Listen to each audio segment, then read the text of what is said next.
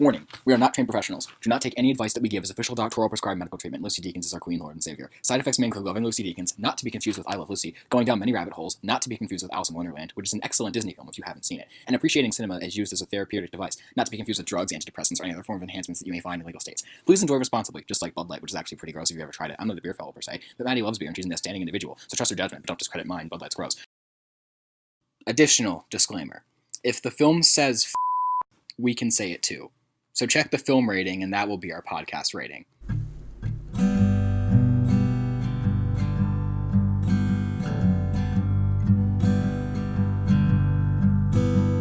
Hello, welcome to Film Therapy. I am your host, well, one of your hosts. I am Jake, and I am joined by my co-host. Me, Madison. Yes, you. Hello. Hello. Always the illustrious one. Mysterious. So, we are in the middle of a 4-part series, and this is part 3, where we talk about Friday the 13th, all 12 movies, and this time we're talking about parts 7, 8, and 9. So, yeah. Oh boy, this is the beginning of the end struggling. Right here. Yeah, a little bit. We're on our way. We're almost there. 3/4 the way there. I'm really anxious to watch the last 3. Mm-hmm. But we have a better movie to talk about, which is Friday the 13th, part 7. Yeah, I really enjoyed part 7, actually. I liked it a lot, too. I wouldn't say really enjoyed. I enjoyed it more than most of the parts of the Friday the 13th series. But I really thought the storyline was interesting. Very cool. Yeah, I would say, too. It's very unique. Like, the main character is really unique, and I like the concept of it. Me too. Originally, this one was going to be Freddy vs. Jason, but then there was, like, the whole rights entanglement and all that jazz. They were going to get, like, a high-profile director, like, I don't know about Tarantino, but somebody like Tarantino or something like that, which would have been fucking awesome. Oh my gosh. I guess we'll just jump right in. Do you want to do the synopsis? Let's do the synopsis. So, alrighty then. We left off part 6. Don't remember, and it doesn't matter. It doesn't matter anyway. Doesn't matter. Months after part 6, this little girl, her name is Tina. Mm-hmm. She has her mother and her father, and she's overhearing them have an argument, and it is believed that her father is an alcoholic, and he is abusing her mother, and so she is very distraught, and she goes out into this boat off of their house. They live on Crystal Lake. Mm-hmm. She goes off into this boat, and her dad follows her after her, and she's like, "No, I hate you. I'd wish you'd die." And then she triggers this phenomenon where the whole dock that he's standing on collapses and kills him. He goes into the lake and drowns. And, of course, Tina feels horrible about it, and she regrets everything. But then we flash forward to 10 years later, and Tina is still struggling with all this. She lives with her mother, Amanda, and she has been seeing a doctor called Dr. Cruz, and she calls him Dr. Creepy Cruz. She has been picked up from a mental institution where she has been. So, Dr. Cruz hopes to, well, her mother thinks Dr. Cruz is there to help her, but Dr. Cruz is really there to exploit Tina's abilities because she is telekinetic, and so he is just trying to get her abilities to come out whatever it takes. So he's using like high stress situations to make her move objects, and this isn't helping her at all. Obviously, it's just making her use her abilities, which she needs to control rather than just do, which neither of them understand really. So then they are back at Crystal Lake, right? Yeah. They live there? They go back to the old house, right? Like where her dad died. Okay, to stir up some emotions. Mm-hmm.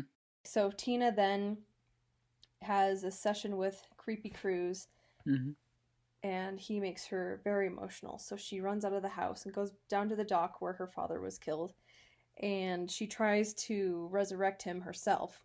Only she resurrects Jason. So that's how Jason comes back, which is pretty ridiculous, but it's also very cool. So that's when Jason starts all of his killings. Meanwhile, Next door, several teenagers are vacationing there for a surprise birthday party for their friend Michael, who we see early on. Michael and his girlfriend get killed by presumably Jason at the beginning. And Presumably. Who knows, really? Well, after part 5, we can never be sure again. Exactly. Yeah. So there are several teenagers, like a nerd, a stoner, a bitch girl, some girlfriends and boyfriends, and all that jazz. Mm-hmm. So they keep waiting for Michael to show up, but he doesn't. And eventually they meet Tina, and Michael's cousin, Nick, is particularly drawn to Tina. He invites her over to the house to party with them. She doesn't really seem to fit in because she sees a vision of Michael being murdered by Jason, but nobody will believe her. Dr. Cruz is just trying to get her to be really stressed out so he can see her do her telekinesis again. So he's kind of like giving into it, but not in a good way. So then Jason comes back, and he's all killing everybody. Let's see, what's the best killing? Well, most of the kills, I think this was the one, I don't know if I read this somewhere or not, but I feel like this was the one where they were most affected by the ratings board, by the MPAA, because we don't really see anything. Oh. The sleeping bag kill is probably the best.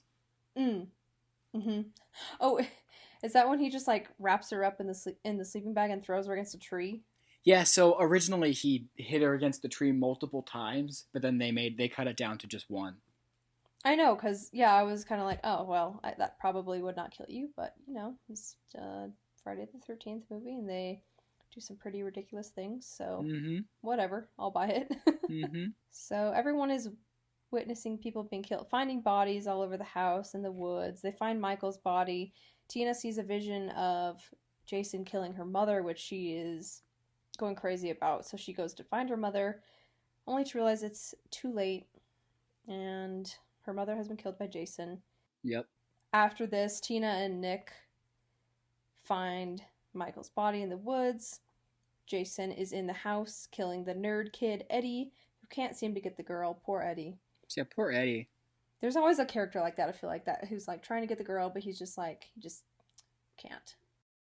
Then Tina finally realizes she can kind of use her telekinetic powers to hurt Jason without actually really confronting him. So she is like destroying the house and the roof and the porch, and it kind of slows him down. And then Tina and Nick are inside the house, but then the bitch Melissa shows up, and she thinks this is all just a joke. She's not believing them. She starts to hit on Nick, and Tina saves Nick from being killed because Jason comes back through the front door. Where does Melissa get killed? Like right then and there. Oh, right there. Because she's being stupid. She's an idiot. She like tries to leave. Like she's like, yes. Tina and Nick, you guys are crazy. You guys can stay here and do whatever, but I'm gonna leave. So then she like opens the door, and then like Jason's there with like a machete or an axe or something, and then just like hits her. Yes, an axe. Axe in the head to Melissa. Axe in the head. Jason got an axe to the head in part 3. So. He's just he keeps like stealing all these weapons. He just like grabs a weapon from anywhere, anyhow. He just always has a different weapon with him. He has an invisible backpack that he carries around. This is actually canon. He has an invisible backpack that he carries around with him, and then he's able to just pull all the weapons out. That would make sense. Because remember when he was a kid and his mom and he died? Well, and his mom was like at the camp or whatever, because the counselors were off doing their own thing. So his mom gave him like this backpack, that turned invisible and had all these weapons in it, because she's like, Jason, you're going to camp. It's good for survival. And then now he still has that years later. Oh my gosh. Yeah. That's amazing. That's what I'm going to say now, from now on. He's got You're an welcome. invisible backpack. You're Thank welcome. you. You're welcome. I'm actually pretty proud of that. So Melissa the bitch gets murdered. Thank God. Then Tina protects Nick from Jason and throws Jason into the basement, and she douses him with gasoline and lights a fire. That was pretty awesome. Pretty cool. That was pretty rad. Then she and Nick go to the dock, and the house epically explodes behind them, throwing away her past and her present Jason. But Jason comes back and knocks Nick unconscious and holds Tina down, but she uses her telekinetic powers again to resurrect her father this time from the lake. Yeah. And he jumps out of the lake and grabs Jason and wraps the chains around him and pulls him down into the water again where he came from. And then Tina passes out. She's like, did I really see that? I don't know. The following morning, Nick and Tina are in an ambulance. Someone discovers Jason's mask, torn in two, as the ambulance pulls off into the morning light. The end. That was a beautiful way to end it. The ambulance pulls into the morning light. Well done. Yes. Yeah, they as far as I know, they did not plan on this one being the last movie, but there's no cliffhanger. That's kind of cool. It's kind of unique. Yeah, because they're not like, final death, you know. The final chapter. This was made in 1988. Yes. And it also begins with, it kind of does a throwback to the beginning, like the first few movies where they recap the other movies. Mm-hmm. With a bunch of clips at the beginning, so I wasn't a fan of that. When you're binging, it's different. When you see it in the theater, like a year later, that makes more sense. But since now we're in a totally different environment with streaming and everything, it really doesn't do the movie any favors. It reminds me of when they air, because all the Rocky movies recap each other. You know, like Rocky 2 recaps 1, 3 recaps 2, etc. Sometimes when they air them on TV, they take the recap out and just start the movie. And like every time they do it, it's kind of nice, but like if you're watching them in a row. But for me, it's always jarring because like Rocky 3 will like jump straight into Eye of the Tiger, and I'm like, wait a minute, there's like the first scene, which is the last scene in Rocky 2. What the hell's this? Because I always watched them on DVD, so I like knew the how they really begin. Mm-hmm. But yeah, it's the same sort of thing. And with the earlier movies, it makes even more sense because VHS wasn't a thing until like 82 even, and that was just for rentals and stuff. So. Mm-hmm. You know, it makes sense, but like now this one, it's like it doesn't make as much sense. Yeah, like they couldn't have predicted the way we watch movies now, but right.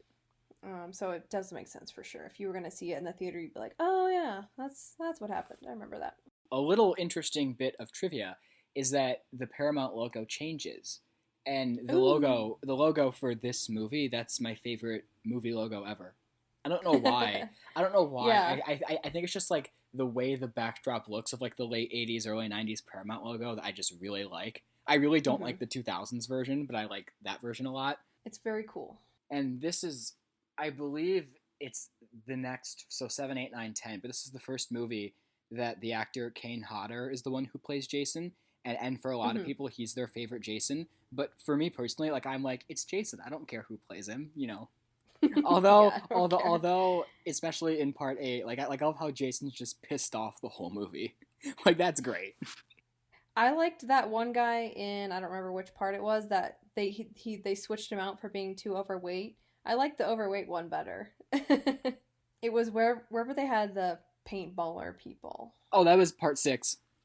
Part 6. So the beginning of part 6, Jason was my favorite Jason. Yep. There's that one like paintball asshole that like just gets like he gets his face knocked into a tree or some shit. That's awesome. Oh yeah, that was good. I like that part. Honestly, in this one, I didn't feel like any of the killings were that memorable. But like you said, yeah, they had to censor a bunch of them. Mm-hmm. I just thought, the telekinesis aspect was super cool. Mm-hmm. It's very unique, and I wasn't expecting it to go there at all. Have you seen Carrie, like the original Carrie? Yeah. Yeah, because I think the director said that was like the idea he had. He's like, let's make somebody with Carrie's powers like fight Jason, and I'm like, oh yeah, that's a really awesome idea, and like I think that Tina's actually a really like interesting character, and I love like how she has it seems like the best characters in these movies like are the ones that they devote more time to, like how Chris in part 3 had a backstory with Jason, and how Tina has a backstory with her dad in the lake, and how like that like creepy doctor guy is like trying to force it out of her, like her trauma out. Right. Goes a long way if they actually develop a character, you know. And I thought though the acting overall was a throwback to the first 3, which was bad. Although I mean I did like Tina. Mm-hmm. I think she looks like the girl who plays Hannah in Pretty Little Liars, if you've ever seen that. No, I haven't, but I've heard a lot of things about it. Oh yeah, because like such a bad line. This one time, this one girl, Sandra, who gets killed while skinny dipping, she's like, she's like, do you need a formal invitation? She's like talking to her guy friend, boyfriend, whatever, who she wants him to come in the lake with her. And she's like, Russell, party of 2, right this way, please. Oh my god. It's so bad. The quote I wrote down, I don't know who said it, but one of them's like, what a stupid place to put a lamp. And I'm like, I don't even know what that quote means in context, but that's just so funny. Stupid place to put a lamp. See, like, I watched the movie God. and I wrote this quote down because I'm like, oh, I'm going to remember this, but no, I don't. Out of context, I'm like, I don't have the context anymore. Yeah, no. Yeah, I gotta write down, like, the whole scene in order for me to remember it. Right, yeah, me too. I noticed an oopsie when the girl Maddie she's like all gussied up, ready to prove to her friends that she can be desired as a woman. And she's wearing like a long dress, like a shirt dress type thing with a thin little belt. But then while she's getting murdered, her outfit changes to like a 2-piece thing, like a shirt and a skirt with a thick white belt. So, And oh my gosh, she had a great scream. Did you notice that? No. I thought her scream was really great. Well, if I did, I don't remember. Because it's been actually a few days since I've watched this. It's been a while. This was definitely the first movie where like I was like actively like cheering for Jason. Like when he killed somebody, I'm like, yeah, get him. Not saying I didn't in the other movies, random but characters. Yeah, exactly. That's what I meant. There's a lot of random characters. Not as many random characters as Part 5 with like Linda and Billy, and then like ew. the two like Reggie's brother and his girlfriend, and then the people in the RV. Like that movie has a lot of random characters. Yes. And yeah, gross. That I hate those. I don't like that Billy guy. I hated him. Me too. No. Nasty. No. So I wrote down, OMG, he shoved the party blower in her face to kill her. I don't remember who died via party blower, but it was ridiculous. I really don't remember that. I wrote down the kill with Jason's bare hands is pretty awesome, but I don't remember who we killed or how we killed them. I don't either. We need to make our notes longer, apparently. Yes. And then when this one girl looking around upstairs, and I think she's waiting for someone to show up, and she hears a noise, and then she opens a closet, and a cat jumps out like it's been locked in there this whole time. And then she's like, oh, nice kitty. So it was a nice snuggle kitty moment. It was cute. I was actually really disappointed the cat didn't come back and kill Jason. Like right? Why did that not happen? That would have been perfect. Why do they have this really long, intense battle between him and Tina? Like, nobody wants to see that. No, we want to see the cat jump down and single-handedly take Jason down. Yeah, exactly. I think it's the scene you're talking about, but I think then she, like, jumps out the window. Of course. Because this wouldn't be a Friday the 13th movie if someone didn't jump through a window. Nope. Yeah, I was sad that the mom died, though. Yeah. That wasn't deserved. No. For Tina. And Jason, he finds, like, this long-ass knife sword thing and, like, a chainsaw on a stick. Where does he get that? Where does he get that? Oh, in his invisible backpack. That's right. Yeah, I don't... Yeah. Oh, yeah. And then we do see Jason without his mask on again, which is, like, probably 5 or 6 years since we've seen him without that in the span of real-time movie time. So they really did a good job with making him really creepy looking. I thought it actually looked... I forget, there's one of the later movies, I forget which one it is, where they do the same thing and it looks really bad. But in this movie, I thought it looked very good. I was genuinely like, oh god, that's really awesome. I thought so too. So I forget, someone gets decapitated in this movie, and the reason why I bring that up, I don't remember who or when, but because I wrote this down. I never thought I would see I think it's Eddie. Oh yeah, it is Eddie. I think it's the nerd kid. Yeah, it is. Because they find his head under the table or something. Let me double check. So I put, I never thought I would see a movie where a girl with telekinetic powers throws a potted plant with a severed head in it at a serial killer. That sums the whole movie up. Actually, much. That's going to be my Letterboxd review, is just that. Because that's like, that's perfect. Oh, wait. No, it just says Eddie's body. I'm not sure. But I feel like it was him. Do you know Eddie? He's a chef. Chef Eddie? Oh, wait. Shit. Sorry, that's a reference to something. I'd have to... Okay. Yeah, no, I'm aware. Okay, that's a reference that Tuan and I made. So so when we first got D Plus, we were watching DComs because what the fuck else do you watch on D Plus? And On what plus? on D Plus, it's short. It's that's the Da short plus? version for Disney Plus. Yeah, D Plus. Oh my Um, god. we didn't come up with it. If you go, there's a YouTube channel called How It Should Have Ended, and they call it D Plus, so we call Da it D plus? Plus. Yeah, D Plus. I like that. I like that. Yeah, so because they have videos where it's like Superman and Batman talking about shit like in a cafe, you know, and then this one was they're talking about D Plus and like how it's the new streaming service. So Tuan and I call it D Plus. So when we first got D Plus, we were watching DComs because what the fuck else do you watch on D Plus? You just watch DComs because that's why you buy it. Disney Channel original movies, DComs. Oh my god. And also we did not come up with that Stop. either. That's real. That's what they call them. That's what they've called them for like I love 15 it. I years. love DComs. You never knew that they say it I on the didn't. channel like all the time. Like On this one obscure YouTube channel that I have never watched. no. I mean on Disney Channel they say DComs all the time. Nuh-uh. Yeah. For the past like 10, 15 years, that's what they call them. What? I swear. Okay, all right. I missed out then. But anyway, so we're watching DComs. DComs the best. So watching DComs on the Plus, and then we're watching Eddie's $1 Million Cook-Off, which is a cinematic classic. Jesus Christ. So anyway, there's a point to this. This is the most insane story I think you've ever heard me say. But there's a point to it. Hang on. So then we're watching Eddie's $1 Million Cook-Off, and then it's this. So for those who don't know, Eddie's $1 Million Cook-Off is a cinematic classic. It's about this. I can't even do it with a straight face. God damn it. Okay. It's about this kid named Eddie, and like he and his dad are like both into baseball, and he plays baseball for like his school, and like he's like this. I don't know if he's the star player, but he's like one of the big players. Who is it? Is it starring? Who's it starring? Yeah, I forget, but the guy from That's So Raven or the guy from High School Musical? It's the guy from That's So Raven. Oh no, it's Eddie. Eddie from That's So Raven? Yeah. So Oh wait. Oh, I'm confused. So Eddie is Taylor Ball, which is who even knows who that is. But then Orlando Brown is Eddie from That's So Raven, but he plays a guy named Francisco.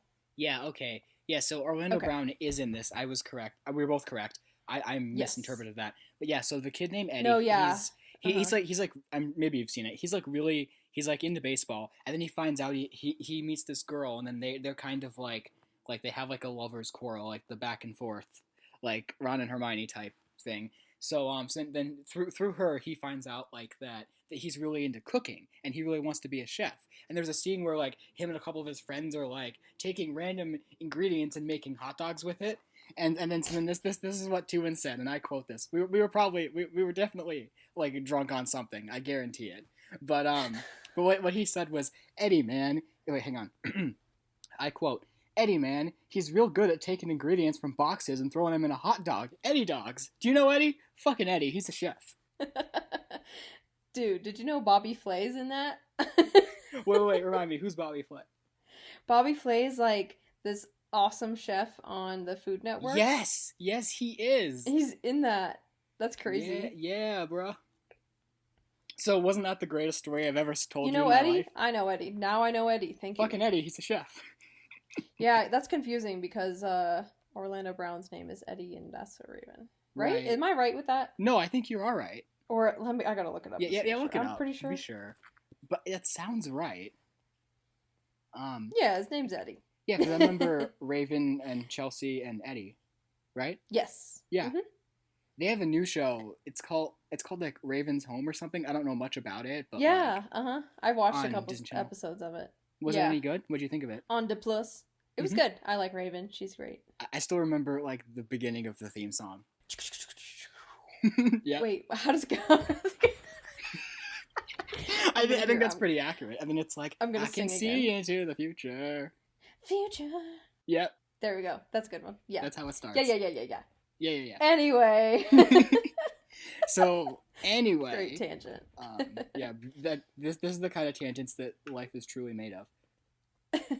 But anyway, those are all my notes on part 7. So, unless you have anything else, I'll wrap up and just say, I really liked Tina's character. I really like how she has this like conflicted guilt about her dad, because her dad, he didn't seem like a very good person. Like he was an asshole. But then she still has the guilt over, well, he's dead. Like he's no longer alive, and it's my fault. And like just that weird, like just that like deep tortured psyche. I really dig that, especially with horror movie characters, because you're fighting a serial killer. Yeah, that's all I got to say. I'm still out of breath from the fucking the Eddie tangent. No, it's all good. Yeah, I would agree with you on that. And I just, at this point, I noticed that they're starting to recycle names. So I will come back with a conclusive list at the end of next week's podcast with how many names they've reused. I'm excited to go through all that. Heck yeah. I will say also, so I don't remember what we talked about with when we did the first episode on part 2, but I've really, in the last month or 2 months, however long we've been watching these movies, probably a month, going back and thinking about part 2 a lot again, I think that Ginny's probably the best out of all the final girls, and we'll dictate that once we watch the last 3. But just we should definitely go through and award them. Yeah, we'll award like best like Jason, best like final character, best like worst character, that kind of thing. But but just like her proactive method of like dressing up as Mrs. Voorhees, and like I don't know, just something about that whole sequence. I just really love it, and it's probably like the best like 10 to 15 minutes in the whole series. If not, it's really close. Good. But also in part 4, you mentioned earlier how characters with backstories are like better, and like Ginny has like her child psychology degree, and like Chris and Tina both have backstories with Jason. But then the one besides Tommy, because he has an arc over the trilogy. But the only other character that's like amazing that doesn't have a backstory is Crispin Glover, is Jimmy. Hey Ted, where's the corkscrew? Crispy Glovey. Crispin Glover, apparently. Crispy gloves. That's what I'm gonna call them. Crispy gloves.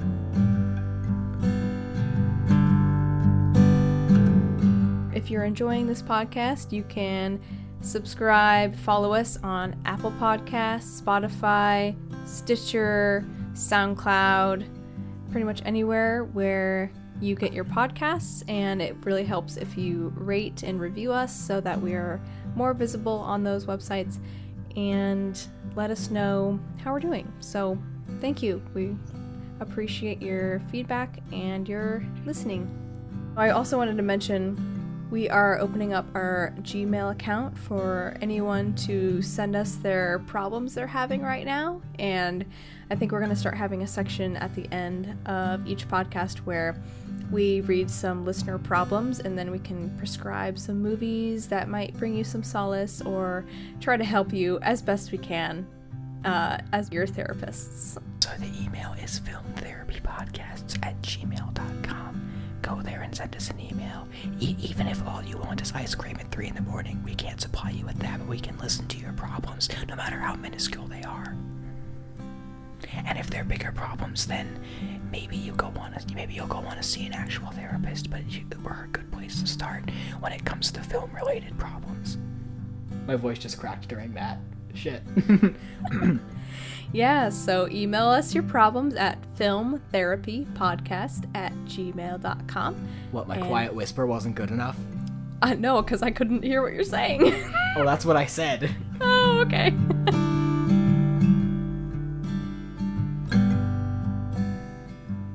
Alright, shall we jump into part 8? Oh yeah, we're talking about Friday the 13th. But wait until part 8. Hey, that rhymes. I was trying to think of a boating term that would rhyme with 8 and wait, but I can't think of one. Mate. First mate! Yep, there we go. Beautiful. Yes. Jason takes Manhattan. Jesus Christ. You know what? This was intentional. Our long tangent for Duplass was intentional, because that's how long it takes for Jason to actually get to Manhattan in this movie. Oh my god, so true. Like, what even is Manhattan for the first 3/4 of this movie? It's on a boat. We don't know. We've never seen Manhattan. We're on a boat the whole time. So this movie is from 1989. Yes. Hooray, great year. It's 1989 clickbait. Jason Takes Manhattan. The title alone, it reminds me of like Babe, Pig in the City, or like Homeward Bound 2, Lost in San Francisco. Or Home Alone 2, Lost in New York. Yes, exactly. It's so cheesy and ridiculous. Jason Takes Manhattan. Does he really, though? Not really. No, just some backlots that they shot in, like, Vancouver or something. Yeah, like the opening is so much more different than the other ones. They've got different credits. It's not Yep. just like white text on black screen. It's like red scary text over flashes of New York. And they got like this hip like rock and roll pop song. Mm-hmm. That kind of got me pumped for it, but then the protagonist just got me down.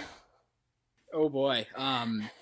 Yeah, I've got a lot to say about this movie in general. Okay. First thing I'll say, and then I'll just say this before the synopsis. So, the production trivia, the director of Part 7, they wrote a follow-up with Tina, like continuing her story. The actors who played Tina wrote a screenplay about Tina, like as a sequel.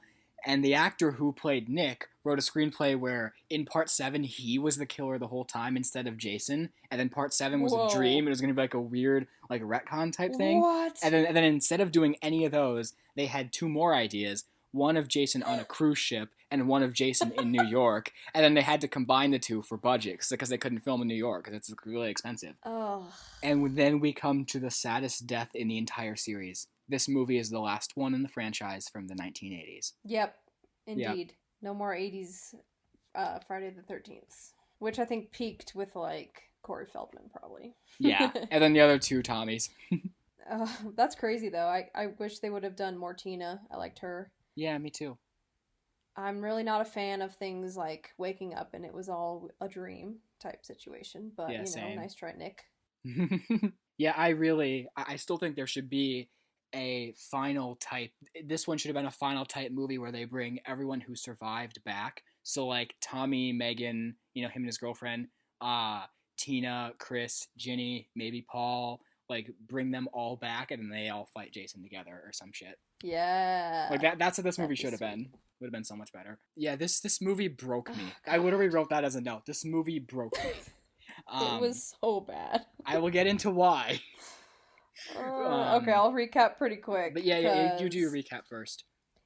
So this takes place 1 year after the conclusion of Part 7. Really? And 1 year after, yes, supposedly. Okay. So Jason's at the bottom of the lake, and it begins with a boat's anchor that hits an underwater power line cable, and it causes a short circuit at the bottom of Crystal Lake, and this again resurrects Jason Voorhees. And this is Kane Hodder is the actor this time. So yep. And of course he comes back again. He immediately finds the boat whose anchor resurrected him, and he climbs aboard and he kills the two occupants, who are of course having sex, making the hanky panky.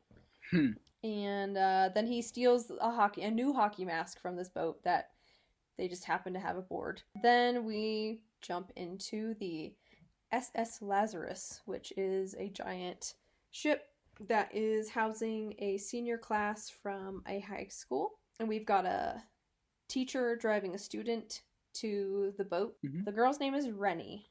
The chaperone teacher is named Colleen Van Dusen. Okay. Like the actress or the character? That's the character's name. Okay. And although they should have just taken her real name, Barbara Bingham. That's a cool name. Yeah. And so she's driving this student, Rennie, and then they have a confrontation with this teacher, Charles McCulloch, who is Rennie's uncle. And he didn't want her there for some reason. So he was mad that the teacher brought along Rennie, but she's like, no, she's a great student. She deserves to be here. So Charles and Rennie are off on a bad foot. Rennie is a brunette, curly-headed girl. The only reason we really care about her is that she keeps having visions of Jason as a child, like when he drowned. Care is in air quotes. Care. Yes. Care. The only reason we know who she is. That's a better way to describe it. Gosh, yeah, she just doesn't really say much. She doesn't do much. I don't think that she deserves to be a protagonist in this movie. She's very passive. Yeah, very passive. So we see her having a vision of Jason drowning like outside her porthole of her room in the ship. And at first I was like, who is this kid? What's she seeing? But then I was like, oh, okay, it's Jason. Got it. Don't know why she's having these visions, but that kind of kept me going, motivated. Like, all right, let's find out why she knows about this. And then Jason climbs aboard the ship because he takes the other boat that he killed the occupants of to the marina, and he finds this bigger ship, more people to kill. Haha. So he climbs aboard. And he first kills this girl named JJ, which she was my favorite character already. Yeah. She was like this rock star, cool punk chick, and then she was the first one to be killed, sadly. Yeah, she was cool. Oh, he killed this guy in a sauna by hitting him with a rock in the chest like once. He's just like, bam! Done. Bam! Done. Okay, that's fine. And Jason keeps murdering people. He breaks into a shower and murders a girl named Tamara with a broken mirror shard. Then he kills the captain of the ship. And so his son has to take charge, and he doesn't really know what he's doing. Then Jason kills this one girl, Eva, on the dance floor. It's a pretty cool dance floor, honestly. Yeah. It was like all the way. And she just gets murdered. During someone else's death, it causes a fire, which burns the fuel tanks, which blows a hole in the ship. Jason, so we're still on the ship, and we are like almost done with the movie. Yeah, pretty much. And Jason comes really close to killing Rennie, tries to choke her. Oh, but then she sticks a pen in his eye. Cool. Charles, Rennie, the teacher Colleen, and 2 other students, Julius and the captain's son, who has been captaining the ship, and Rennie's dog, Toby, which at first I thought his name was Tommy, and I was like, really? But it's Toby. So he's a cute little doggy, and they go off from the ship into Manhattan. Finally, we're in Manhattan. We run into some gangbangers. Oh yeah, so Jason gets off the boat and runs the boat to meet them. No, we never see what happens to the boat. For all we know, it could like crash into the harbor or something. Yeah, I'm sure it probably caused a lot of damage. Why didn't we see that? That would have been much better. Yeah. So Julius is kind of cool. He's like this boxer character. And he and Jason are on top of this building boxing, and he's punching, undercut. But Jason, he's just a little bit stronger and punches Julius, and his head comes off with one fatal blow, and it comes flying off the edge of the building. Slam dunk. That was a pretty cool death. I like that. Yeah, that was cool. I laughed really hard. So Colleen is killed, I guess. She's caught in an exploding car, and Charles is caught by Jason and dunked in a barrel of sewage, which only leaves Sean and Rennie. And they had some sort of connection at the beginning. He gives her like this horrid Statue of Liberty necklace, and they were kind of like flirty the whole time. So now they're left together. Yep. Then Rennie has a flashback. So we finally learn her connection to Jason is when she was a little girl, her uncle, Charles, was forcing her to learn how to swim, and he just like kind of threw her in Crystal Lake and forced her to swim there, otherwise, because he was like, oh, otherwise Jason will get you if you can't swim. But then she actually gets pulled on the leg by Jason, who is down in the bottom of Crystal Lake, of course. So she had a traumatizing experience with Jason when she was young. So now Rennie and Sean go into the sewers of Manhattan, and Jason follows them there when they are encountered by a sewage worker who tells them this whole place is going to flood in a little bit with chemical waste. So they have to run up to the manhole. They get on a ladder, and the chemical waste comes, and it floods Jason. It takes him away, and he like turns into, his body melts away, and he turns into the little boy he once was when he drowned, which is pretty cool. I like that part, actually. Yeah. The chemical waste succeeds, and then Rennie and Sean can get up. Sean again gives Rennie the horrible Statue of Liberty necklace because he saved it when it fell off or something. It was so ugly. And and then the dog comes back. Toby and Rennie are reunited. The end. Yay. All right. Now, what a terrible movie. Are we ready to jump into why this is such a horrible movie? Let's go for it. So, like I said, I wrote down why this movie broke me. First of all, the opening didn't make any sense. I had no idea how Jason was brought back. Because when you described it, I'm like, oh, that's what happened? Because the whole time was just a bunch of flashing images. Like, Like I'm like, oh, like Jason's getting electrocuted. Oh, he's like killing people. Oh, like her boyfriend's wearing a mask. I'm like, what is happening right now? Yeah. There was a guy that said you're doomed, but he wasn't Ralph, Oh and Ralph yeah. can never be replaced. But maybe he's related to Ralph. Yeah, I wonder if he was like his cousin or something. Maybe. He kind of looked like him, I thought. Yeah, he did. That's what threw me for a loop. I'm like, wait a minute, is that no? Because he's dead. So yeah, so the kill with the guitar was pretty cool, even though I didn't want her to die. Yeah. Most of the notes I took for this one were more general ones. Like, it doesn't really feel like a Friday the 13th movie. It feels No. like some 80s cruise ship, like, stupid, terrible drama that Jason just happens to be in. Like, he just shows up at random and kills people. Like, he's not, like, a main part at all. Absolutely. I couldn't agree more. One quote I really liked was when he said, I don't think some of us want our futures predicted. And then the other person said, I'm sure in your case that's true. I'm like, damn. Damn.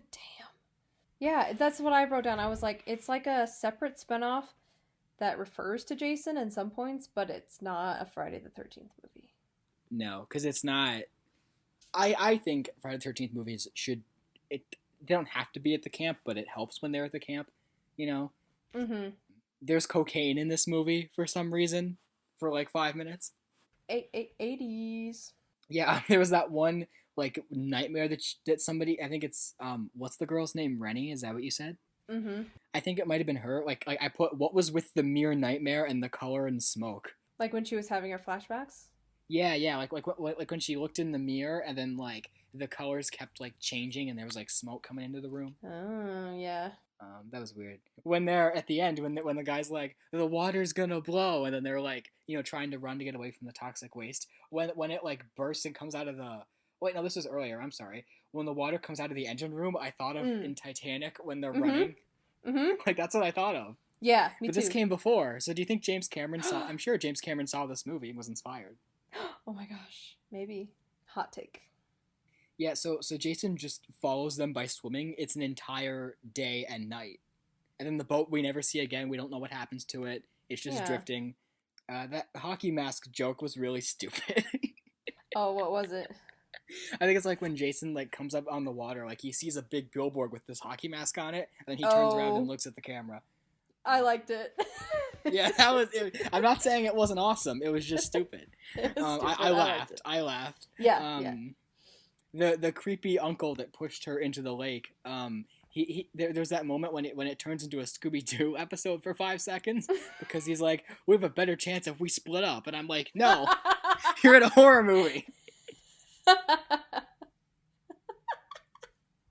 Amazing. This is a bit of a darker topic, but Jason's actually kind of a hero for like 5 minutes because that one girl's getting like assaulted by those like street punks, street toughs, and then he comes in and like kills them, and then she gets away. So like, that's the one thing this movie has is that Jason becomes the hero. He is for a minute. I love when the one street punk is like, wait, who the fuck are you? Because I'm like, that's how a lot of people would react to Jason, but then Jason just gets rid of him. Yeah, he made a good entrance into New York City. I felt like he fit in pretty well. I'm already at Manhattan. Like, that's how little notes I have about the cruise ship. Oh my gosh, yeah, no. That's so dumb. Julius's death was cool, but like when he punched him before, that was for like 2 minutes long. It did not need to go that long. Oh, it was a long time. Yes. Right before the car crash, there was like that weird slow motion where they like look out the window and then like before the car hits. Like that was weird. I don't remember that part. Yeah, I don't really remember it either. I'm just going by what I wrote. and then I wrote down, Jason, you've never been to Manhattan before. Just let these two go and explore the city. I mean, that'd be a much better movie anyway. Go see a Broadway show. Yeah, go see Hamilton. Yeah, he's getting some street cred though. He's making his way up. The best part in the whole movie is when he kicks the boombox over. That was great. And then the guys, and then they're like, "What the hell, man?" They're and like, he turns around and they're like, "Oh, it's cool." But yeah, like the diner, the tunnel, like all that, like that should have been. That's Jason taking Manhattan. Like that's the whole freaking movie should have been. Yeah, like I didn't know how I felt about his facial design. I thought it was a little weird, and it definitely wasn't as cool as Part 7's like design behind the mask. Mm-hmm. His death was really like weird too. Like it was kind of cool, but I couldn't really like follow it. I guess I don't know. it felt like sensory overload in a way. Because you said you thought it was pretty good, so. Yeah, but it's also, of course, leaves it to be like, oh, is he really dead? Which, of course, he's not. But then it's Right. also like what happens because he's a little boy and he got melted, but then, of course, he comes back in the next one as a full-grown Jason again. So it's kind of interesting. But I just like that he's like kind of reborn again in the Mm-hmm. toxic waste Mm-hmm. and slash water. Mm-hmm. It's again a nice symbol for rebirth. And like the toxic waste, I feel like in the 80s was like Teenage Mutant Ninja Turtles and Yep, like yep. other superheroes like were born through toxic waste, and this is kind of like a killing a villain through toxic waste. Oh, I never thought of that. Kind of interesting. Yeah, that's really intriguing. So again, this was meant to be the final movie, so that's why there's not a cliffhanger. But the next one, they had the balls to call the Final Friday, which Right? Can you believe they that? did that before. So they've done it so like they've had like 4 or 5 movies intended to be the ending, but they've called it the final movie twice, and Yeah. neither of which was the final movie. I mean, Nope. like, how stupid can you get? Like fool me once, shame on you, and then whatever the rest of that phrase is, because no one ever finishes it. They just say fool me twice. Fool me once. Yeah. Shame on you, fool me twice. Then they leave it open, and I'm like, what is the rest of that? I want to know. Fool me twice. Friday the 13th sucks. There. All right, so let's move on to part 9. Here we go. And honestly, before I read the synopsis, I could not remember how it began or what happened. Yeah, me neither. One thing I want to say quick is that it's not called Part 9, actually, as we know. Oh, right, there's It's no called part 9. it's called Jason Goes to Hell: The Final Friday. Yep. They couldn't say Friday the 13th because New Line bought the rights, but then they couldn't. The Paramount still owned the title. Oh. This is the only one from the 90s. This is the second movie to not only be called Final, but the second. Both movies that are called the Final whatever both have cliffhangers at the end. It's terrible. Please go ahead, enlighten us So with here the we plot are of the movie. in the not 90s, 1993. Yeah. It starts The off with 90s this deserve better. super 90s chick with a backwards baseball cap with her hair all tucked into it, which I kind of wish she was the main character because I liked her. Mm-hmm. Her name is Elizabeth. She comes into this cabin at Crystal Lake. She's by herself. She's opening up this cabin by herself, turning on the lights.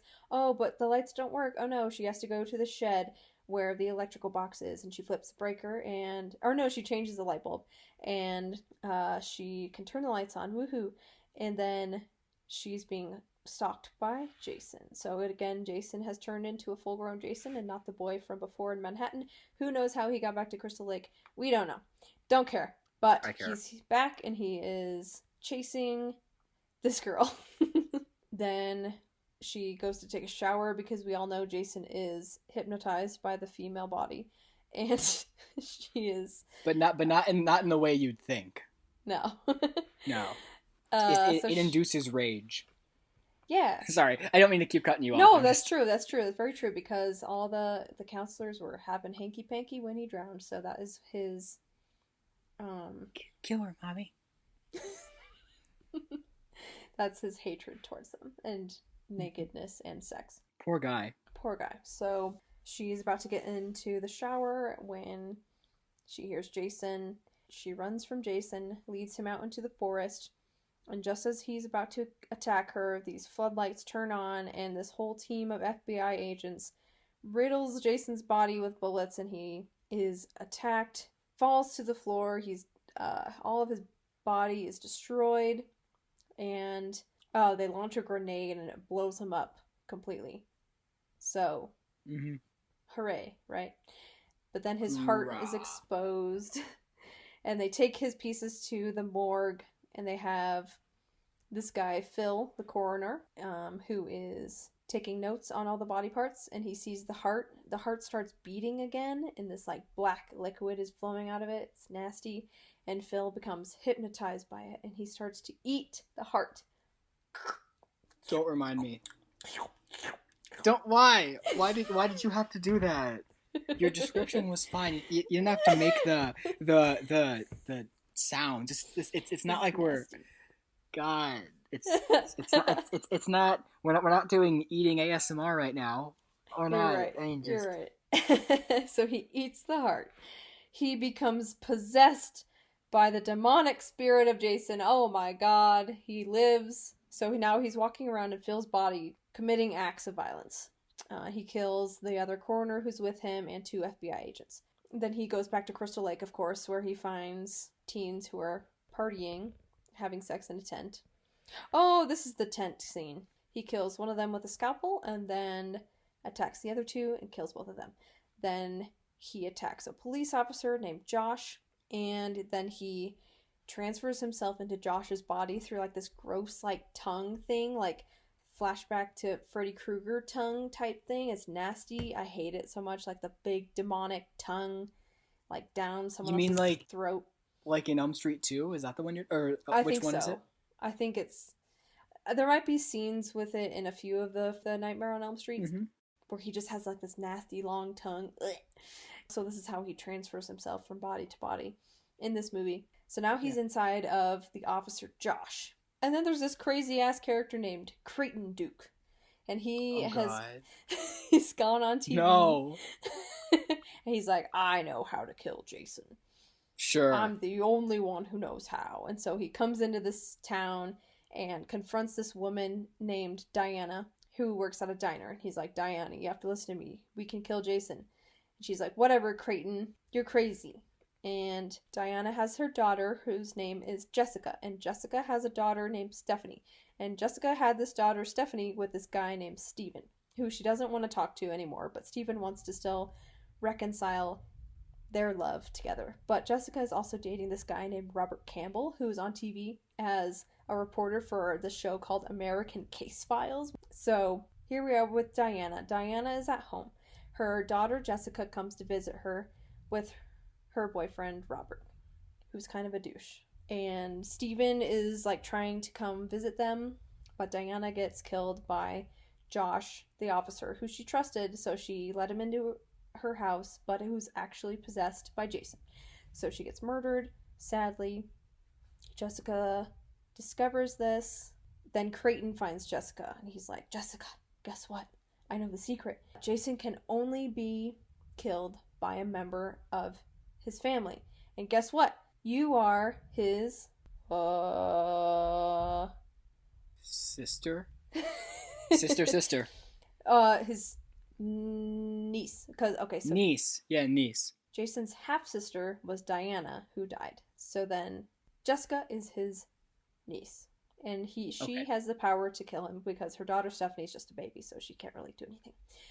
And Robert Campbell, the American Case Files reporter, steals Diana's body from the morgue to do his show with. So he puts her body in the house that Jason grew up in on Crystal Lake.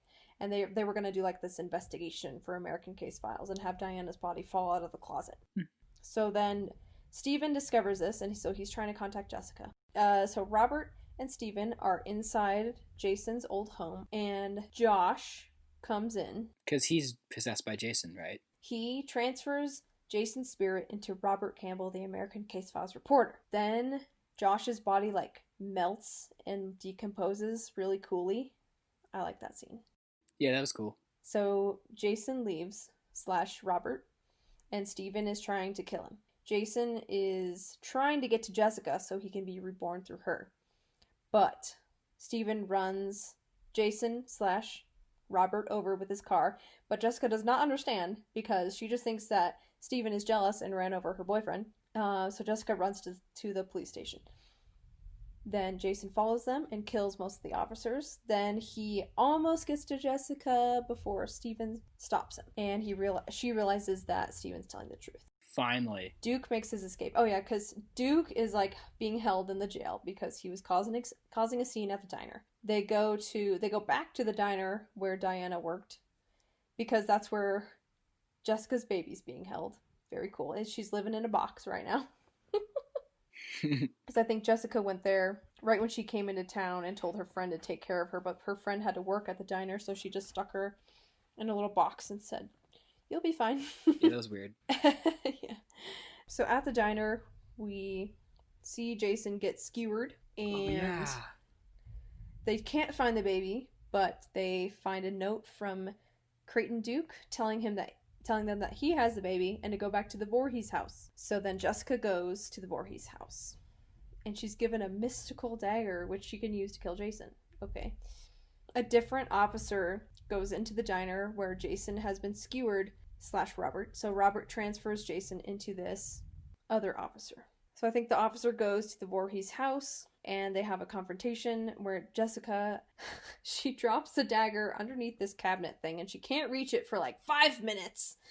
And it's so frustrating. She has to hold the baby. She can't set the baby down for... Well, okay, setting a baby down, you got to be careful when doing that, but come on. Come on, you need this dagger. Okay. Yeah. So then these other two people, Landis and Randy, I don't know. I guess Randy is the possessed one, so Randy comes in and he attempts to transfer Jason through the baby Stephanie, but Stephen arrives and he severs his neck with a machete, aka Jason's signature weapon. Then, so Duke falls through the floor and he's in the basement. He's trapped in the basement. And then also Diana is down there because that's where Roberts put her corpse in order to have the scary American Case Files episode. Ew, and then Randy goes down and he transfers Jason into Diana's body and it crawls like up through her woman parts, like gets into her body that way. And so then Stephen and Jessica pull Duke out of the basement. Jason is reborn again. I guess he just uses her body and like transforms Diana's whole body because then he becomes his trademark Jason self with his with his hockey mask and his jumpsuit and everything. Whatever. Finally, more Jason. Right. Finally. Yeah. The whole time Jason really isn't in this. No. Okay, so then they get the dagger from underneath the cabinet. Thank God. Jason kills Duke. Sad. Not really. And then Stephen gets Jason and they both go out a window, of course. And then Jessica gets the dagger. Stephen and Jason fight hand to hand. And then Jessica stabs Jason in the chest, which releases the tortured souls that Jason has accumulated. And so, like, it opens up the gates of hell, basically. So then this portal opens in the ground, and all these demonic hands come up and reach for Jason and pull him under the ground. And Jessica almost gets taken with him, but Stephen pulls her out. And Stephen and Jessica live happily ever after, while Jason is sent back to hell, as the title explains. But Jason's mask is found by a dog at the end. A hand bursts out from the ground, pulls the mask under, a hand that we recognize as Freddy Krueger. With the finger knives, he pulls Jason's mask under the ground. Dun, dun, dun. The end. You know, for anyone who's out there listening, if people are out there listening, anyone who's out there listening, I'll put it to you this way. The way that, Maddie, the way you just described the plot, you don't need to watch this movie. She said everything you need to know. You don't need to watch it. You do not need to watch this movie. It's fucking garbage. It's awful. I'm actually probably going to get angry while talking about this horrible piece of shit. Okay, I fucking hate this movie. It's not as bad as Freddy's Dead, because I fucking despise that piece of shit. But this movie is like this. Saying this movie is better than Freddy's Dead, it's like saying that I don't know, what's something really stupid and disgusting that's like something you wouldn't want to do. Two things. Eating maggots. Yeah, okay. So watching Freddy's Dead is like eating maggots. Watching Jason Goes to Hell is like eating maggots with a little bit of salt sprinkled on them. All right? Okay. Now, first of all, Jason and Diana need to have a TV show. It's like Sister, but it's Jason and Diana. So, and then in the intro, it's like, wow, wow, wow, wow. I got my own mind. Get stuck in a two-way twister. Honestly, it'd be better than this movie. Oh my god. And then in like the last season of the show, because Sister did this too, we'll get the slowed down, like the more like relaxed version. That's like, wow, wow. Wait, how does it go? Because they have like two versions. Yeah. Yeah, yes, yeah. So the second version is like it's like they get all funky. It's like sister, sister, wow, wow, wow, wow. So yeah, so it's Jason and Diana, but you got to get a little more funky. You got to get a little more Oh, like wow, wow, wow. yeah, yeah. You know the one I'm talking about, like the I second do. theme song or whatever. I do. And then this is an even better idea. The Friday the 13th Part 13, because we know what's gonna happen. That's why we're watching all these so we can prepare ourselves for it. The last movie, it needs to make all the other movies fit into one timeline. It can do it. It's pretty easy. But it needs to end with Jason getting over his deep trauma, partying with the counselors, smoking some dope, and getting laid. I'm not kidding, because that's his character arc. Then he can get over his deep trauma and find peace. Oh, yeah. Yeah, That's all he needs, some therapy. yeah, he needs some film therapy and to get laid. That's right. Anyway, um, this is the episode of tangents because the movies aren't really worth talking about, so we're just like No. going on tangents. Okay, so Stephen was originally supposed to be Tommy Jarvis, but they didn't have the rights to the character. Fuck. So I don't know. I'm sure that would have made the movie better because then Yeah. like it's like his son and his girlfriend, but then the girl should have been like Megan or something to tie it into part 6 because they were really good Oh, together. yeah, they were.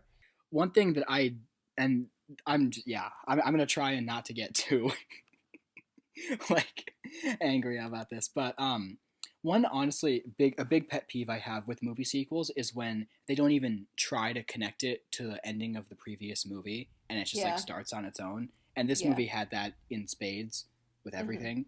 The credit sequence was interesting because they intercut it with footage, which we've never seen that before. It's always been like, well, I guess 8 kind of, but like how 1 through 7 were just like you said, the white words on the black text.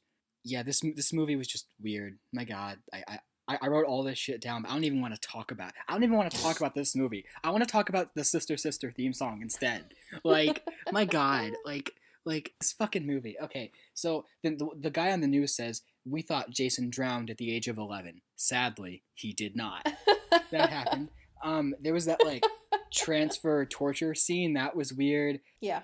Yeah, like I think Jason he like really stepped up his murder game with all those straps. The Book of the Dead from Evil Dead is in this movie.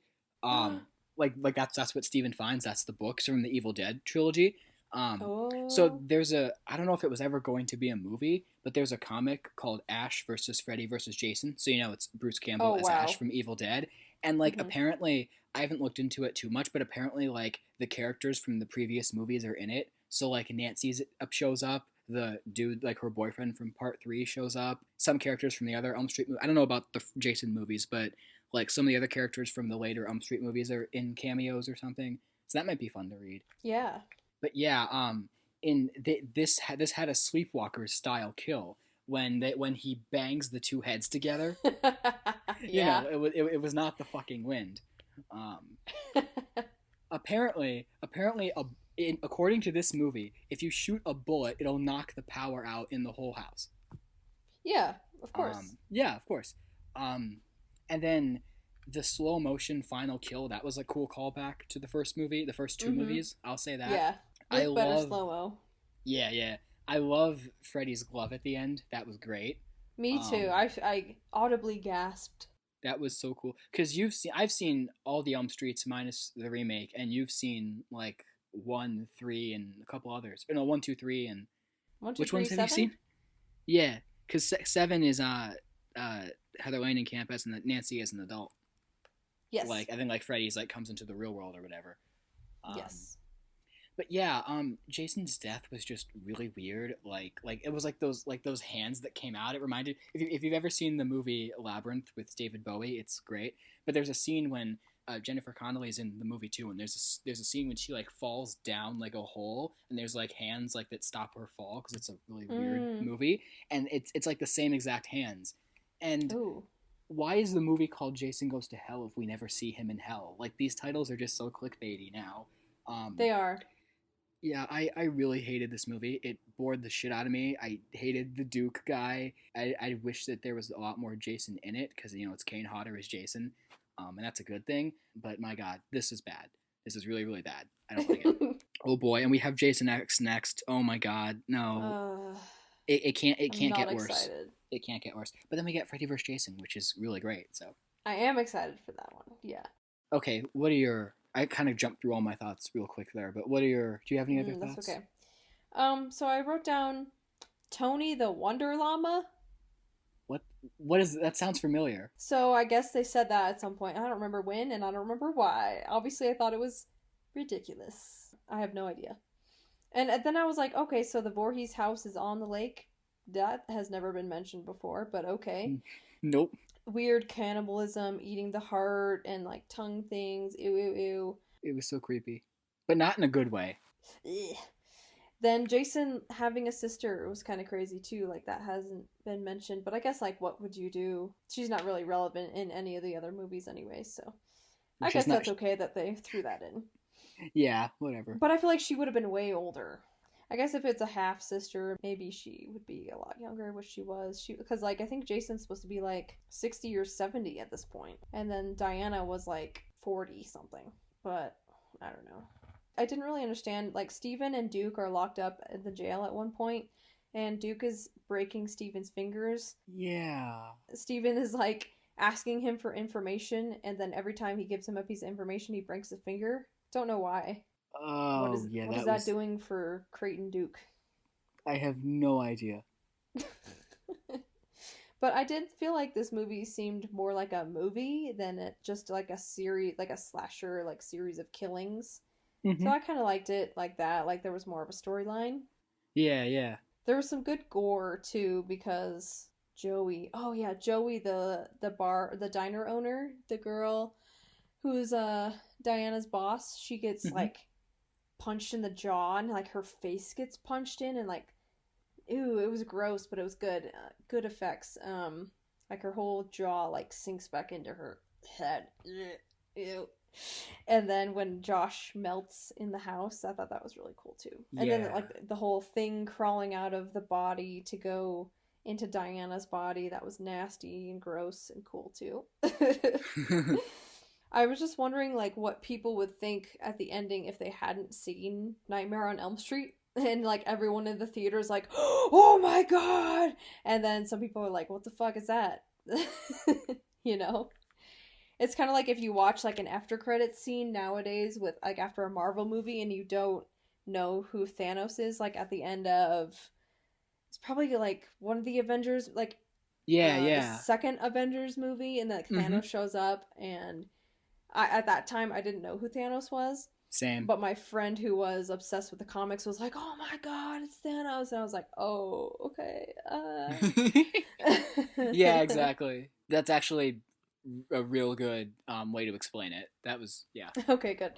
Yeah. So I don't understand why because I was not expecting that because there's another movie in between Freddy versus Jason, so I have no idea what's gonna happen. Yeah.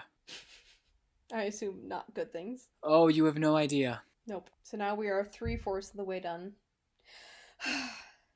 It's been a Almost journey. there. Hang in there. We're almost done. Yeah, I'm gonna need to talk to you before I watch the final three because you need to pump me up. Yeah, Get I'll me pump you ready. up. Okay, I'll pump you up. Freddy versus Jason, is go into it with the expectation, knowing it's a Friday the 13th and a Nightmare on Elm Street movie, and it'll no go into the expectation knowing it's a Friday the 13th movie. Okay. Okay. That level of, not saying the earlier ones aren't great, but that level of like meta quality, and then Okay. you'll have a good time. The other two movies, I don't want to, but I'll sit down and force myself to watch them with you. We'll get some drinks. We'll have fun. Oh God. Because you might, that might be better. The reason I didn't want to say it's like Nightmare on Elm Street quality is because the first Nightmare on Elm Street I think is a legitimately great movie, and I love it I do very too. much. Me too. And I'll talk a little bit more about this with Freddy vs. Jason. But I love Nancy, obviously. She's great. She's a really great character, and she influenced me a lot in life and in film characters and that kind of thing. And just the whole movie in general, I just think is fantastic. I feel like before Freddy vs. Jason, I'll probably just quickly say like what I think of the Elm Street prior movies, just for the hell of it. Mm-hmm. But yeah, as far as these three go, that's pretty much all I've got. Yeah. We did end up talking for a while, but that's because we talked about Eddie's $1,000,000 Cook-Off and Sister Sister rather than Jason Part 12 or 9 or whatever the fuck.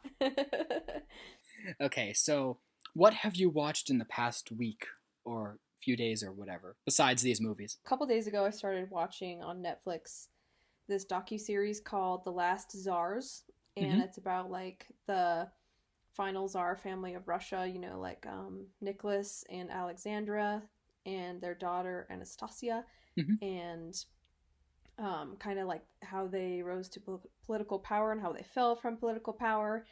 And that's been really interesting. It's kind of a crazy show because it's part documentary and then part like show, because it's like such a good reenactment, but they like cast really good actors and they like have a whole scripted part of it too. Fascinating. Yeah, so it's kind of interesting. There's like 6 episodes. I only have one episode left, so it's been good. So that spurred my mom and I to watch the animated movie Anastasia, and that was really good. It was a good nostalgic time we had today. That's nice. And my brother and I watched The Old Guard on Netflix. Have you seen that? No, I have not. I've heard of it though. It was really good. Also, I guess I've just been on a Charlize Theron kick because she's in that too, and I've watched like 2 other movies with her recently. Hell yeah. And she was like super badass, and as to be expected. It was really good. I thought it was a really unique story. I won't give it away, but I recommend it. Yeah, what have you watched? Well, I've started a couple series. I have 4 series that I've watched an episode or a few episodes of, and then I have like a movie or 2. So I watched the pilot. I got my HBO Max a free trial, so I could watch the later Friday the 13th movies, and because they're on there like 9, 10, and 12. So far, I've watched the first episode of a show called Barry with Bill Hader, and my trial ended before I could like watch anymore. But I liked the first episode quite a bit. I thought it was really funny and kind of moving, and I'm curious to see the rest of it someday. Tuin really likes that show, doesn't he? Yeah, he does, and he told me to watch it, and I said, okay, I'll watch. He said to me, you watch an episode of Barry, and I'll watch the first episode of Your Lie in April, which means a lot to me. So I'm gonna see what he thinks of that. Nice, because that anime means so much to me. Like, that might be like a whole other discussion, because that's such a beautiful show. But anyway, and then as you know, I also watched with my cousin actually the first episode of Game of Thrones, and it just wasn't for me. Like I can see why people love it and why it's like held in such high regard, but I didn't really like it that much. I understand. Yes. But this does mean I get to avoid the last season, which everyone fucking hates. So haters gonna hate. I thought it was fine, but I mean, obviously it was a little rushed. But if it wasn't rushed, they would be stuck in the middle of something right now during this pandemic. So kind of glad it's over, like before this whole thing came up. And now there are worse things going on in the world besides the series finale of Game of Thrones. Well, first of all, let me just say I admire you so much for being upfront about your opinions, no matter how divisive they may be. Also, from the first episode alone, like I'm like, oh my gosh, Daenerys is just awesome. Yeah, like she's the best. Like she's the best. Like just from and then what's their names? The brother and sister. Like I didn't like them. Like Jaime and his sister. I didn't like them very Cersei. much.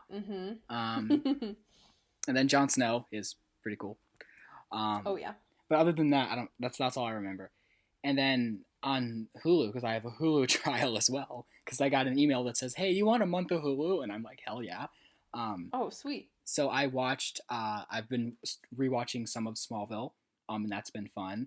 I haven't seen the whole series. I've only seen like the first season and then part of season 2, like in high school, and I never caught up with the rest. So now I'm like rewatching it, but I don't know if I'll watch. I've watched like 5 episodes. I don't know if I'll watch more or not. And then a friend of mine, one of my best friends, said to me, "There's this anime called Fairy Tail," and we watched the first 6 episodes together a while back. But then I started over so I could remember because I forgot a lot of what happened. So now I've watched the first like 12 episodes and I like it quite a bit. There's a character in that named Lucy, and she's really awesome. So yeah, so Nice. now we have two Lucys that are queens. Um, even though depending on who I'm talking to, I say that the one is better than the other. Like with you, I'll say it's Lucy Deakins, and with my friend, I'll say it's Lucy from Fairy Tale. Well, you're just a two-faced son of a bitch. No, I'm kidding. I'm kidding. Um, because we all know who the actual queen is, but Of course. yeah, of course. But I showed this same friend the Lucy trilogy, and that was really fun because I showed them the VHS tapes. Right. And they liked the first two, but not the third one, so that happens. But anyway, the real thing after all that, the real thing I wanted to talk about was a couple days ago. I had never seen the first one. Has been on my watch list for a long time, and I watched The Exorcist 1 and 2. Oh, that's right. The first movie, I liked it quite a bit. I wasn't like in love with it, but I thought it was really well done, and I think it's very very good. Like technically, like the makeup and the practical effects are just outstanding. And the story is good. And then I saw the trailer for Exorcist 2, which I think I'll send to you because it's the greatest, strangest movie trailer you'll ever see in your life. It's Sleepwalkers levels of batshit. So then I'm like, I gotta see this movie. So I watched the movie, and because a lot of people, pretty much everybody hated it when it came out, and it's like, not very good considered. And then I watched it, and I'm like, I don't know if I'd call this good, but there's like aspects of it that are really, really good. Like, this isn't really, I guess it's kind of a spoiler for The Exorcist. So if you haven't seen The Exorcist, I'm going to talk about plot points in The Exorcist 2. So spoilers, I guess. But the girl from the first movie, Regan, is like older, and she has like PTSD from the first movie, and then she's in the care of the nurse from One Flew Over the Cuckoo's Nest, who plays the exact same character in every movie she's in, because she's also in The Just Boy a Who Could nurse? Fly as the same Oh kind of yeah. therapist Oh nurse. yeah. Yeah. So it's her. So then she's like Regan's in the care of like her or whatever, and then they're using like hypnosis and dream logic to get to the root of what happened to Regan.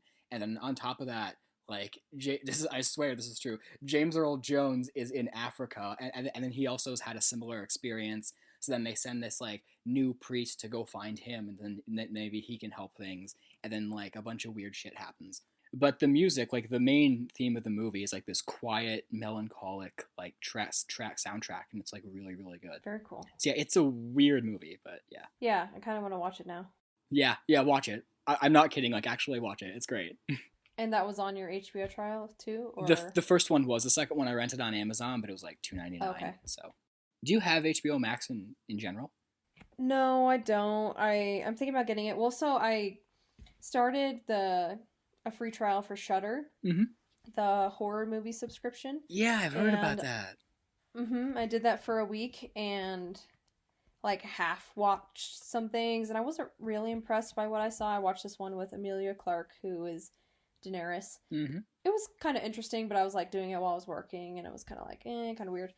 And then I started to watch this other one called Satanic Panic, which was a Shudder original, which I didn't know they made their own movies, but that's cool.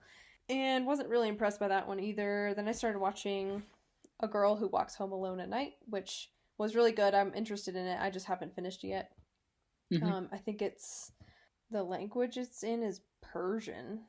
So, it's based in Iran. But it's pretty good because I love vampires. It's about vampires.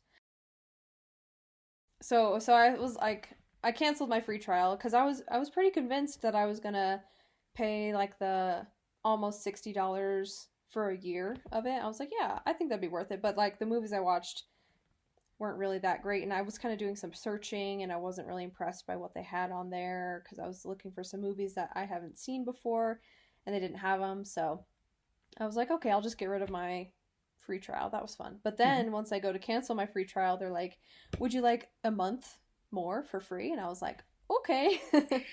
So now I have a month free of Shudder, and I will continue to watch more things on there. I'll keep you updated. Maybe Exorcist 2 is on Shudder. Doubt it. But yeah, it's been a good week for movies. Yeah, definitely. I mean, I've watched... Well, part of it's because of, staying indoors, but part of it's because that's just how my social life is right now, because a lot of people I would see aren't around where I'm at right now. So like I've Yeah. been watching a lot of more content. But yeah, the main thing I wanted to talk about was Exorcist 1 and 2 because I've been wanting to see both of them for a long time, and now I finally have, and they were worth the wait. Good. I don't know if I'll watch any of the other ones because I'm not too interested, although Exorcist 3 is on Prime, so maybe. But I'm not gonna, like, I'm not like, oh my god, I have to see it, kind of thing. Mm-hmm. Mm-hmm. Is that the last one? No, there's 2 prequels as well. Oh, jeez. Well, they made one prequel, and then the studio was like, wow, this is awful. So then they got a new director and new actors to film the exact same movie, released that in theaters. It didn't do well because no one liked it. Then they released the first version, and that didn't do well either.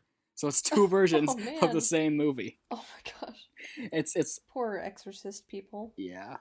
Yeah. We are making our way downtown. Yes. Walking fast. Yep. Walking real fast. We're gonna get through the rest of them here next week in a few days, probably, I guess. I hope you guys do too at home.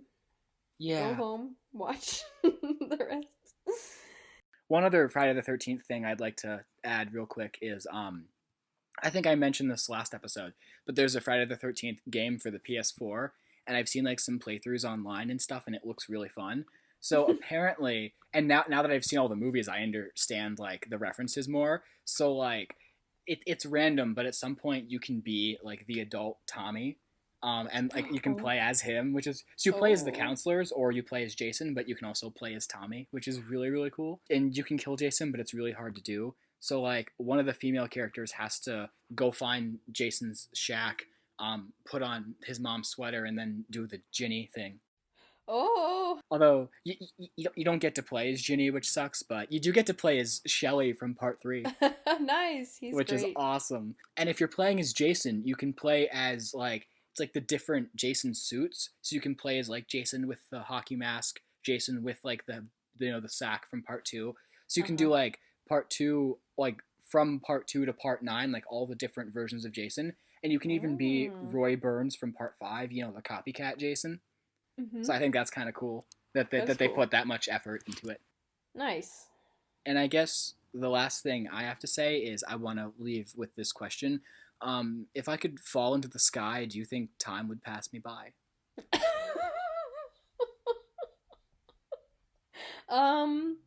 Yeah. Making my way downtown. God damn it. Oh, jeez. Join us next week for parts 10, 11, 12, please. We will see you then. Happy Friday the 13th. Hope you're all staying safe. We love our listeners. Please just don't be creepers or serial killers or something that we have to take that back. Ooh, let's just do some theme music. Okay,